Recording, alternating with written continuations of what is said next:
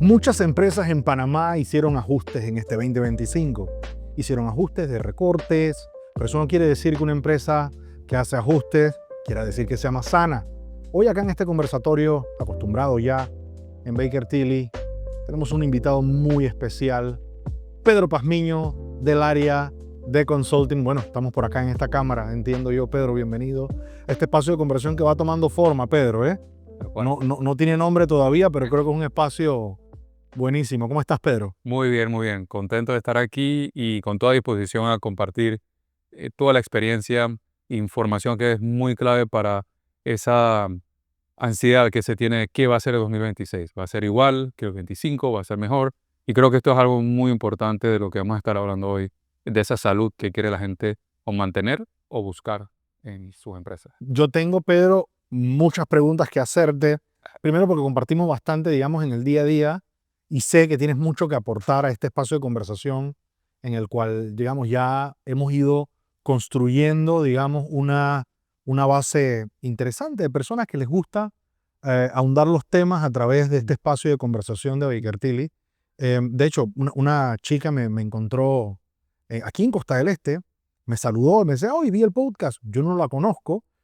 Otro chico me saludó y me dijo, entonces de repente, Hay audiencia, hay no es audiencia. por fama, pero sí lo hacemos con el puro afecto, queridos amigos, tú que nos sigues, de poder compartir y construir. Y hice una introducción que creo que es un marco importante para conversar el día de hoy, Sí. Pedro, y es un año 2025 y justamente en estos momentos estamos grabando, casi cerrando el año, y un año 25 en donde hubo muchos ajustes a nivel de organizaciones, y tendemos a confundir que los ajustes son recortes y que significa lo mismo que eficiencia y que confundimos eso con productividad. Eh, Cuéntanos un poco desde el área de consulting cuáles son tus perspectivas de esto que acabo de marcar. Mira, definitivamente que una de las cosas que uno concluye de lo que puede ser eficiencia operativa es que te va a ayudar a disminuir costes y gastos.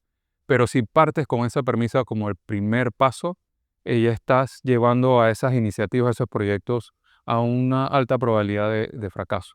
De hecho, hay muchos reportes que dicen que entre un 20 a 40% de los proyectos de eficiencia operativa fracasan precisamente porque piensan tengo que quitar costes y gastos. Entonces, no es eficiencia operativa el hecho de em, sacar gente de la empresa, de no gastar en temas importantes o triviales que consideren la empresa, sino que hay que buscar cómo hacer las cosas de la mejor manera.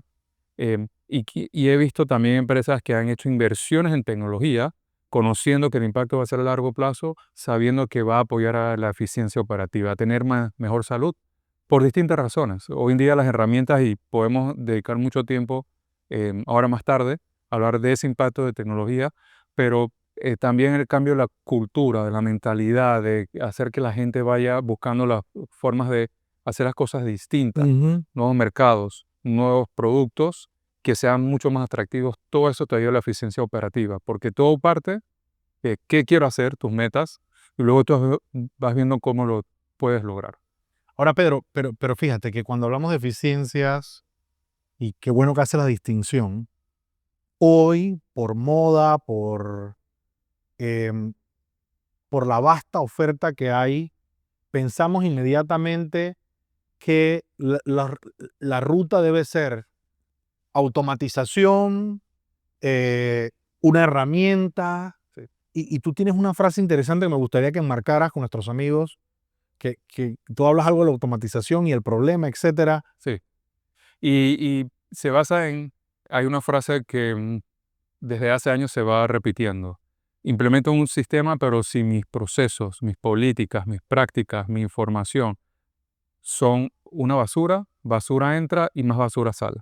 E inclusive basura mucho más compleja de lo que vas a tener que entonces tratar de digerir más adelante. Basura sofisticada, dirían. Exactamente, con mucha más sazón. Y esta mentalidad, y yo como entré a la parte de consultoría, inició una empresa líder en productos de tecnología y servicios de tecnología, Mm. em, que me encantó porque la cultura hasta de la persona que atendía en la recepción ya tenía una forma de buscar mejoras.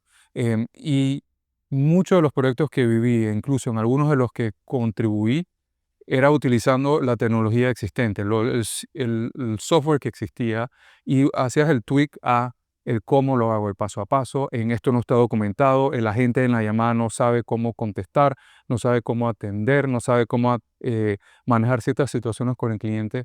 Y esos ajustes que todo partía en qué es lo que hay, qué me está diciendo la data del impacto de yo contestar grosero, de demorarme un minuto más en el teléfono, y se iban haciendo todos los ejercicios con planes pilotos, y muy chévere era la parte final. En la empresa existía esos momentos de reconocimiento a aquel campeón que hizo que la vida de la gente del teléfono cambiara, que aumentaran las ventas por solo hacer cambios en cómo empaquetar la computadora, usando las mismas cajetas, haciendo algunos ajustes en la presentación, pero todo eso son cosas que alimentan la eficiencia operativa. O sea, que digamos, y uno, creo que la gran mayoría de las personas que nos pueden ver, escuchar, se lo imaginan o lo saben en alguna medida, que no es solo el tema de tecnología. Yo creo que históricamente, cuando hablamos de eficiencias, mucha gente se va al tema de, te lo decía, automatizaciones, pero sin contemplar que hay un tema de personas, procesos y tecnología Correcto. asociado al ejercicio. Porque el comportamiento humano, sin duda, es un factor súper determinante, porque me ha tocado a mí ver en proyectos en donde incluso donde hemos compartido, en donde se contempla mucho la parte tecnología como el core, y sí, es importante. Sin embargo, el comportamiento humano, para que eso funcione, no está contemplado dentro del ejercicio. Correcto. Y yo te quisiera preguntar, por ejemplo, ¿cuáles son los síntomas que Pedro, desde tu experiencia, estos últimos 20 años, no quiero tirar la cédula, Pedro, pero digamos, dentro de estos últimos 20 años de trabajo, no pasa nada, Pedro, no pasa nada. Estos últimos 20 años de experiencia, Pedro, ¿cuáles son esos síntomas? Y te lo quiero enmarcar así. Me tocó trabajar en algún momento con una herramienta que se llamaba Cultural Transformation Tool, herramienta de transformación cultural, y había una parte en donde categorizaba algunos hallazgos en la organización como artifacts, como artefactos, como un arqueólogo encontrando cosas, que aunque no haya un descrito debajo de la pieza, el arqueólogo, porque encontró una vasija, puede decir, aquí hay civilización. De esa manera me gustaría que respondieras esta pregunta, Pedro. ¿Cuáles son esos síntomas, hallazgos que tú cuando llegas a una organización ves y tú dices, aquí hay que hacer un trabajo fuerte a nivel de eficiencias? Síntomas. Primero, todas las conversaciones que se tiene con los diferentes, digamos, altos ejecutivos, al cual, oye, les tocas la puerta, te dan la Ujú. oportunidad de hablar con ellos, y cuando los vas indagando dicen, aquí todo funciona bien, no tengo que arreglar nada. Digo, por ejemplo, yo soy una empresa de importación de productos de consumo masivo, y yo puedo hacer mi gestión de cobros en 60, 90 o hasta 20 días sin ningún problema, porque así mismo tengo compensado los periodos de pago. Pero ¿qué pasa? Que cuando ya les voy preguntando, pero ¿cómo vas registrando los cobros? ¿Qué tan íntegra tienes la información de quién te debe y cuánto te debe? Y te empiezan a explicar, no, que llega la factura, se le entregan ahí en la ventanilla va, lo registra en el sistema, pero eso además viene otra persona, lo registra. Entonces ahí, primera banderita, hay temas manuales.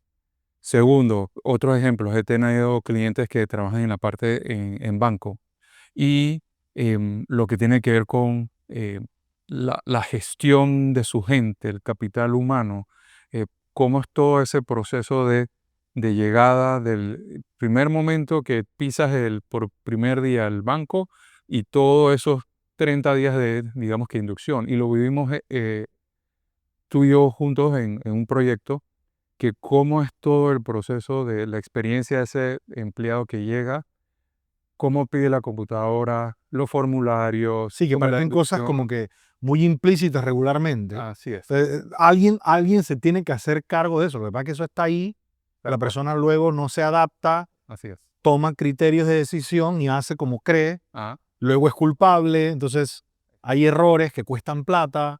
Te entiendo, la segunda la entiendo muy sí. bien. Otros casos que he tenido que tienen clientes en la parte de logística, y le está yendo súper bien, facturando un montón, margen bruto, todas las partes financieras, excelente. Pero cuando entras a la parte de bodega y eso, todo está más o menos que arreglado, pero si ya vas incluyendo buenas prácticas de abastecimiento, de almacenamiento, ordenar y que tú le pides, oye, yo admiro tu empresa, uno de los líderes en logística y cómo vas guardando todo y te dan ese tour por las bodegas. Ya una vez tú detectas, aquí hay cosas que están mal clasificadas, ves a los empleados llevando Sí, pero yo creo, material Pedro, escolar, mucho movimiento y eso es, tú dices, aquí otra bandera. Hay pero mucho déjame espacio. marcar algo ahí, porque yo creo que aquí tenemos carnita. Yo creo que a veces nos dejamos vencer por la estética, y te voy a explicar a qué me refiero. Ujú, Que una bodega, puede ser cualquier otro tipo, digamos, de estructura, pero una bodega, porque esté bonita, no quiere decir que sea eficiente. correcto, Como decir que estoy haciendo recortes, no quiere decir que este año 2026 esa organización va a ser eficiente. exacto. Entonces, uso el ejemplo porque creo que calza como anillo al dedo de el contraste que queremos hacer hoy de porque estoy recortando, porque estoy haciendo esto, no quiere decir que voy a estar sano Ujú. y ser eficientes realmente, que es lo que estamos buscando, ¿no? Sí, sí, y ahí es donde entonces uno empieza a ver que lo que están tratando de hacer los líderes es, quiero ser eficiente, productivo, rentable y efectivo, pero no, las cuatro cosas no son similares. Es ahí donde tú entonces empiezas a ver, bueno, recortaste, pero te bajaron los ingresos igual que recorte de costes y gastos, entonces igual, no estás haciendo igual de rentable, no estás haciendo más rentable porque la proporcionalidad se guarda. Pero vamos a hacer docencia, Pedro, porque yo creo que para muchas personas que inclusive líderes de alto perfil dentro de la organización confunden los conceptos de Sí, eficiencia, productividad, correcto. el tema de la palabra eficacia. O sea, a mí me gustaría que hicieras un poquito, hagamos pausas con los síntomas y nos vayamos como a eficiencia, ¿qué es en términos de una organización? Porque probablemente, digamos, habrá algo seguramente habrá una definición específica para este entorno en el cual nos encontramos nosotros. Exacto. Y las diferencias son simples, pero a veces hay muchas áreas. Blur lines, como Correcto. Mira, tú puedes tratar de ser eficiente porque estás disminuyendo desperdicios de eh, retrabajos, tareas manuales, desplazamientos de tu equipo de almacenamiento de manera innecesaria.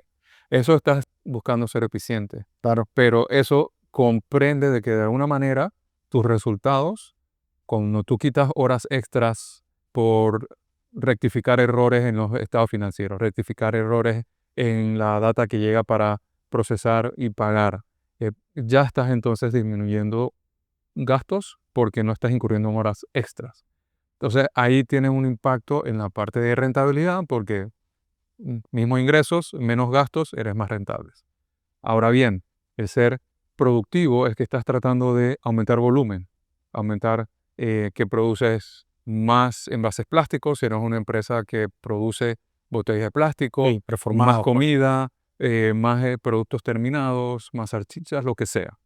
Em, Tú puedes ser más productivo, pero no necesariamente eres más rentable ni eficiente, porque estás diciendo, esto tengo que producir esta meta en productos, no importa qué cuesta, ni efecto colateral en salud que puede causar en la gente. Y ¿sabes por qué me río, Pedro? Porque encuentras en las declaraciones de los planes estratégicos muy frecuentes en estas fechas, inicio del año, el término usado de manera indistinta, eficiencia, rentabilidad y productividad, casi que como una prosa, digamos, corrida, recurrente, pero son distintas. Y cuando nosotros no entendemos bien el significado de lo que quiero realmente lograr, obviamente hacia abajo, eso va a causar cierta falta de claridad en los equipos de trabajo. Correcto. Y es decir, yo puedo tener un proyecto en el cual, si bien es cierto, quiero ser más productivo, pero a la vez eficiente, pero tengo que tenerlo consciente. Sí. Y dicho esto, yo quiero llevarte a diagnóstico. Porque a mí me gusta, a los que nos ven y nos escuchan, acercarnos a la plata. Te voy a explicar en qué sentido. El que nos ve y nos escucha es probablemente un empresario, alguien que dirige organización, que seguro tiene o ocupa algún puesto organizacional. Am, pero no podemos hacer todo, los recursos son finitos. Por eso me lleva al tema de diagnosticar. Cuando yo diagnostico, tengo un mapa de dónde estoy y elijo y priorizo qué voy a hacer primero. Exacto. Porque eso me va a dar a mí eso que hago primero. En buena teoría, los que venimos, digamos, del mundo de consultoría, entendemos que esa priorización nos va a dar a nosotros combustible para poder lograr lo otro. Correcto. Acercarnos a la plata. Es decir, casi que la consultoría se pague sola. ¿Sí? ¿Cómo Pedro diagnostica ese nivel de madurez de la organización asociado a eficiencia? Y digo eficiencia porque hay muchas otras cosas que Pedro hace, pero eficiencia con el marco de lo que arranqué este podcast, que es las organizaciones se están volcando a eso, algunas veces inconscientes y desordenadas, y por eso pregunto, diagnóstico, ¿cómo lo hace Pedro? ¿Qué buscas en ese ejercicio? Mira, por toda la experiencia y hay que distinguir aquí dos cosas. Está el diagnóstico de cómo priorizo y cómo voy mejorando una vez mi salud financiera y el diagnóstico ya, digamos que de ese nivel más granular de procesos, etcétera. Aquí voy a enfatizar en esta parte importante que tú mencionas. Priorizar y medir el impacto en la plata. Es decir, ¿qué hago? ¿En cuánto tiempo voy a ver algo bueno? Para yo decir, la inversión valió. Lo que llamamos quick wins. Quick wins con ROI, por ya así usar palabras más específicas. Y todo va entonces amarrado a saber dónde está la empresa. Me gusta mucho tener un poco los antecedentes y se puede un poco la información financiera mejor, porque a través de los años he visto eso. Si tú amarras qué es lo que puedo mejorar y si lo llevas hasta rubros específicos en los estados financieros, mucho mejor. Puede ser mejorar capital de trabajo, el flujo efectivo, aumentar ingresos, disminuir costos o gastos e inclusive, ¿por qué no hacer los ajustes? Porque es necesario reenfocar la estrategia fiscal en la empresa. Y los diagnósticos a mí me gusta hacerlo con colegas de otras disciplinas, porque si a veces uno se queda solo en algo táctico o muy técnico, es decir, la parte operativa o la parte financiera, se te pueden ir otras cosas donde la empresa sí requiere un mayor apoyo. Y vamos conociendo entonces a dónde quiere llegar la empresa en 3 o 5 años, si es que lo tiene, Edwin, porque a veces me ha tocado empresas que solo saben cómo resolver el mes siguiente o cómo van a resolver el año siguiente. Y muchas de estas decisiones que hay que tomar para priorizar, buscando ser eficientemente operativo, son decisiones cuyos resultados se ven en varios años. Y es ahí donde en la experiencia y dependiendo del perfil de la empresa, ya cuando uno ha trabajado con multinacionales, ellos sí saben que estos esfuerzos de lo que voy a priorizar es lo importante para mi cliente. ¿Qué es lo que yo hago y el valor que yo le entrego al cliente y en qué tengo que ser más eficiente? Puede ser algo de atención al cliente, como también puede ser algo de facilidad de entregar el producto, o puede ser algo, si soy un banco, una empresa financiera, en cómo manejo las inversiones para tener mejor rentabilidad en los diferentes productos financieros. Entonces, todo va de la mano en qué es lo que quiere tu cliente. Al final, toda empresa debe saber qué quiere mi cliente y a dónde yo quiero estar con respecto a la competencia. Teniendo esa arista que es el impacto, ya luego entonces uno tiene que ir viendo qué tan complejo es. Proyectos de 1 año a 3 años o 5 años, entre más tiempo, y si son proyectos que te requieren combinar personas de tecnología, control interno, operaciones, entonces son mucho más complejos. Y ahí es donde uno vamos haciéndose cuestionamiento de qué tan formal tienes tus políticas y procesos, tu gestión de gobernanza, gobierno corporativo, que con el pastel importante que tenemos en Panamá de empresas familiares, Claro. ahí hay mucho que arreglar. Así que Pero sabes que eso último que dijiste, de nuevo, conectando con quien nos ve y nos escucha, un dueño de empresa, cuando hablamos de manuales de procedimiento, a veces los ven tan lejano desde la perspectiva de que realmente yo necesito esto. mm, Porque eso de alguna manera está o cerca o lejos de la plata. ¿Sabes a qué me refiero? correcto. Y cuando yo hablo desde la perspectiva de consultoría, siempre que conversamos con el equipo, colegas acá en la oficina, decíamos, de verdad, ¿cuánto está cerca esto del dinero del cliente? Es decir, Sí. de hacerlo realmente profitable, o sea, rentable. Y yo quiero llevarlo al nivel de simplicidad que a mí me ha servido mucho en las conversaciones con clientes.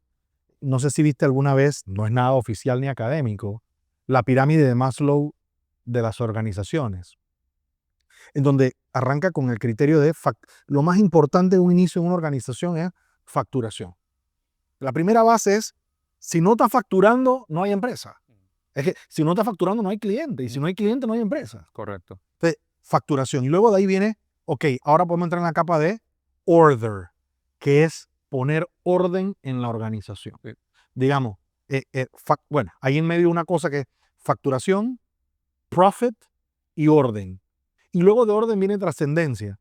Yo creo que a veces, dependiendo, y de las cosas que más compartimos, digamos, en conversación con los directivos es, yo creo que a veces tenemos que sintonizarnos con los directivos en qué capa está conversando. Sí. Porque si un directivo se encuentra en una capa de supervivencia, o sea, hay un problema en la venta y de facturación, el diálogo de orden entra por un lado y sale por el otro. ¿Por qué? Porque es que yo estoy preocupado cómo pago planilla este mes. Y seguro ya habrá algunos temas de orden asociados a cobros, la recuperación.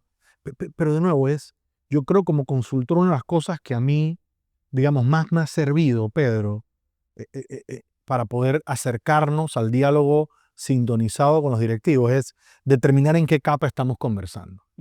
Si está en una capa de supervivencia, en donde el tema de facturación, si está en una capa de profit, hoy estoy viendo es cómo ser más rentable, o si estamos ya en una capa un poco más de orden y están solapadas. No sé si te ha servido a ti categorizar las conversaciones de eficiencia de alguna manera parecida. Por supuesto, porque y ahí vamos a ir dando cada paso.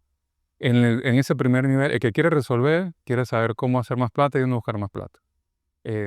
Y seguro los quick wins van a Son- estar asociados a ello. Exacto. Tengo ahí empresas que son familiares pequeñas y están precisamente en ese punto.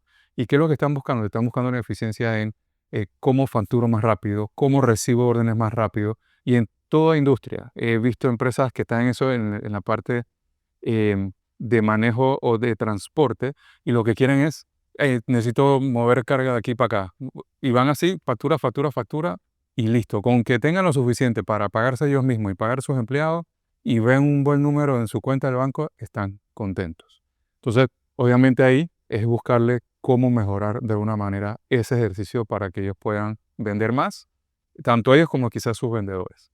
Cuando ya pasas a la parte de rentabilidad, o sea, más profitable, entonces ya es algo un poco más maduro y que el esfuerzo es complejo porque tienes que ir buscando em, casos de que, oye, ¿qué es lo que realmente me está impactando para yo hacer el ajuste y entonces que mi margen sea mejor? Y ahí tienes los casos de hacer cambios en la estructura, roles y responsabilidades, que la gente tenga claridad, em, que todo el mundo haga eso igual. O sea, ahí es donde ya empiezas a usar la palabra efectivo. Es repetir la tarea y hacerla igualita y que existen la menor cantidad de disminuciones. De cómo arreglo la computadora, sigo estos pasos. De cómo voy distribuyendo las órdenes que van saliendo, sigo estos pasos. Y así sucesivamente. Ahí es donde ya empieza a adquirir algo de importancia el ejemplo que tú diste de tener documentación formal, políticas y procesos.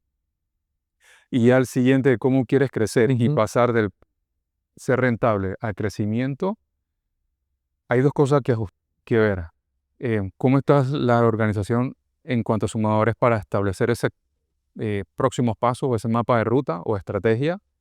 Pero también cómo quiere crecer y usando qué plataformas y va a usar canales de distribución que ya tiene, la geografía que está atendiendo, el mismo nicho de mercado que está teniendo. Y a veces si tú atiendes y empresas que tienen aquí en Panamá y otras en Costa Rica, la manera de buscar su eficiencia es distinta. porque el cliente es distinto y tiene exigencias distintas. Entonces, de ahí uno va obteniendo qué es lo que quiere lograr y de acuerdo a ese objetivo y ese nivel de la pirámide que tú mencionas, entonces ya tú sabes hacia qué tipo de eficiencia operativa hay que ir apuntando. Sí, yo creo que el mensaje, digamos, es que de nuestra parte tenemos ese diálogo presente, desde dónde está operando el cliente.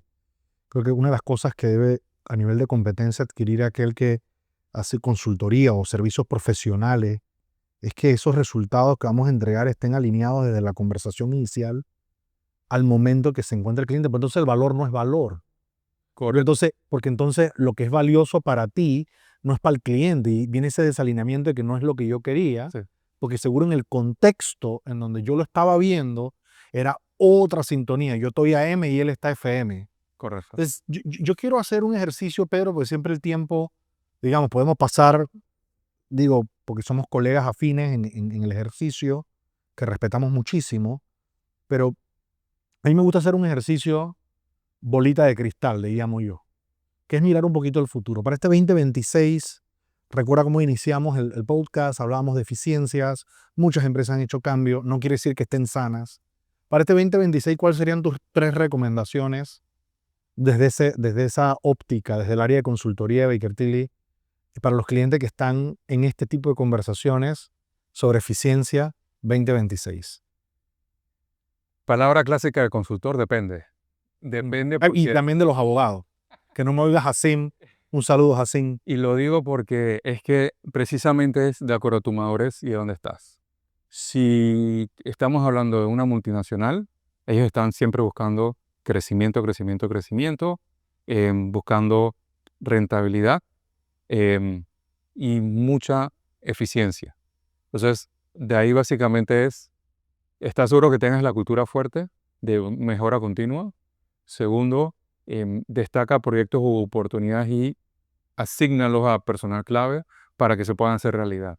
Y lo digo porque en empresas tan grandes, los factores em, que se pierden, por las cuales no se logran los objetivos, Ujú. es que no hay el empoderamiento necesario para que en algo tan grande, quizás un proyecto que se ve pequeño, logre el impacto o adquiera esa importancia.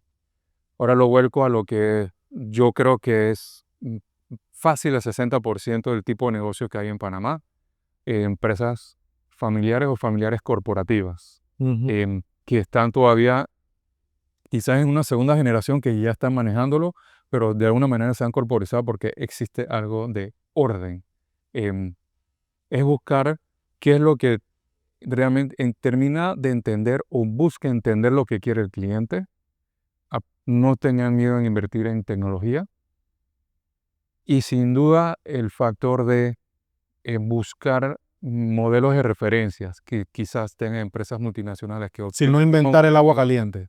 dale para adelante. Hoy en día se consigue información, se ha visto cómo ya hasta empresas consultoras grandísimas están deslindando personal por el uso de inteligencia artificial e ir produciendo ciertos artefactos o insumos que se necesitan. Entonces, de eso trata. Me encanta. Y yo me quedo con el segundo, digamos, no tener temor a invertir en tecnología, solo que con un quote, digamos, interesante sobre que hacerlo, digamos, de manera muy inteligente. Porque yo creo que pasa en nuestro país, no voy a irme, no tengo datos de Latinoamérica, pasa que yo creo que es que ahí es valentía de meterle dinero a mucha tecnología que luego quedan abandonadas cuando no se contempla. Y a empresas que han pasado hasta por 3 CRM, por, no sé, N cantidad. Yo creo que ese segundo hace sentido. Yo le añadiría, Pedro, de mi parte, por lo menos oyéndote, que me hace, de nuevo, todo el sentido, de manera muy consciente. De manera muy consciente. Hay otro factor, Edwin, Ujú. que estuvimos hablando hace unos momentos y se descuida mucho. Y es un tema que a ti te apasiona, gente. Gente. Gestión del cambio.